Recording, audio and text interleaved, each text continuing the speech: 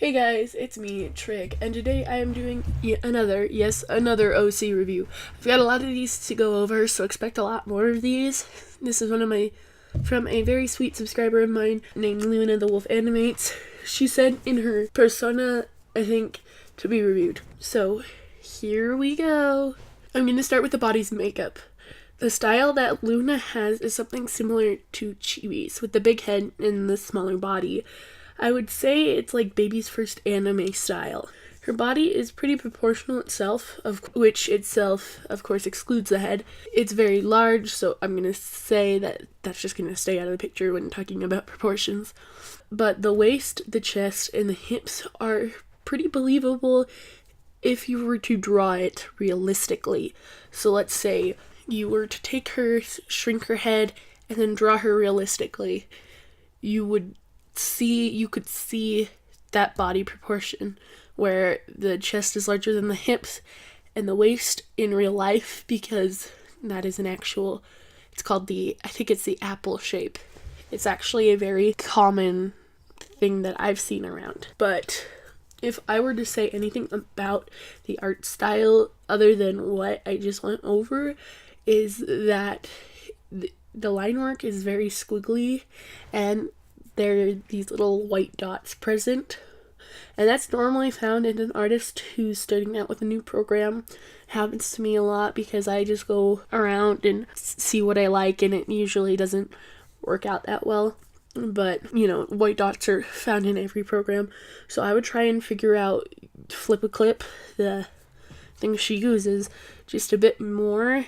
If I were you I would take every brush, I would experiment. There's nothing wrong with taking a little more time to try something new. So find out what's perfect with the program. Now to the character. We're going to start with the design. It's a very simple design with only a few colors for a very simple color scheme, with a Neko-like appearance. But her username suggests that she is half wolf, so I don't know if that's different because all I know is Neko. Yeah.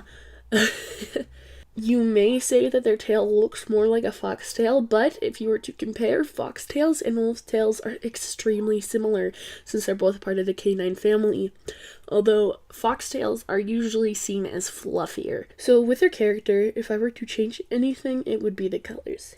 Yes, I know I talk about colors a lot, fight me M8, because I like colors. I would tone down her skin color from such a saturated peach to just even slightly less so. Also change the complete black to a dark gray. When I draw, I usually use a black outline, which a lot of people don't like, so I've been experimenting with that off camera. But in this, I changed the outline after to the dark purple so you can see everything.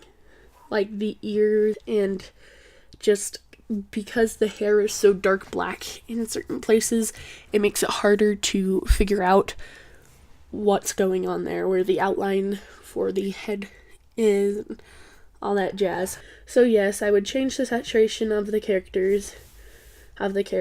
or just change the outline color. So she also gave me a list of likes and dislikes that are found for her. She likes scary things, fair enough. She likes YouTube, naps, etc. Makes sense. I like having lists of what they like and don't like, but usually I have things that are like stuff that they have a passion for, or they are afraid of, or they hate with, like, they either love it with a passion or hate it with a passion. And sometimes it's like weird, like she loves to drink pickle juice because she's an athlete and it's a good source of potassium, and in Utah they actually sell it to some sports people. I don't know if they do it anywhere else, but I know that BYU sells pickle juice in little cups for their athletes to drink. But things like that. Or she is afraid, or she hates stuffed animals because she thinks they are watching her at all times of day, and things like that. But they also put that she dislikes not scary things, which I kind of feel like should just go unsaid. Because if you like something, you're going to probably dislike the opposite of it unless you're weird. So, like, let's say you love animals. Like, you're an animal rights activist. You love like to hang out with animals. You have 10 dogs and 5 cats and 15 birds and a bunny and 3 rats and 20 snakes or something like that. Just some odd amount of animals, pets. And then, as a dislike, you'd put animal abusers. That's a little self-explanatory. But what would be a strange like, what would make the story different, was if this said character that has all these pets fell in love with someone who is an animal abuser. And, that's something you wouldn't see every day. An animal rights activist who's in love with an animal abuser.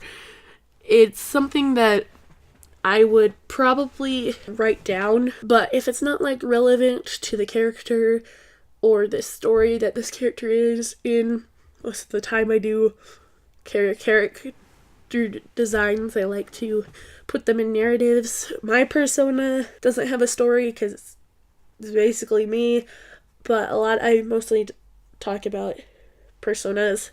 If you want to use that storyline, by the way, I don't care. So anyway, if you're gonna write about likes and dislikes, I feel like they should be very prevalent. If it's something very simple, she's likes pickles. I don't know why I'm on pickles today. She likes pickles, and there's nothing else by it, but she hates potatoes. It's just a like and dislike of food. It's not exactly necessary, if you catch my drift. That's just my opinion, though. That's just me nitpicking, so whatever. So hope you like this review, Luna, and I'll see you next time. Bye. Also, I'd like to thank Ninx again for this wonderful fan art. It's so cute. There's a dog in my room who is pretty cute too. No, dog, don't knock over the dog! But yes, thank you, Ninx, for another beautiful fan art. It's wonderful, and I'll see you next time. Bye.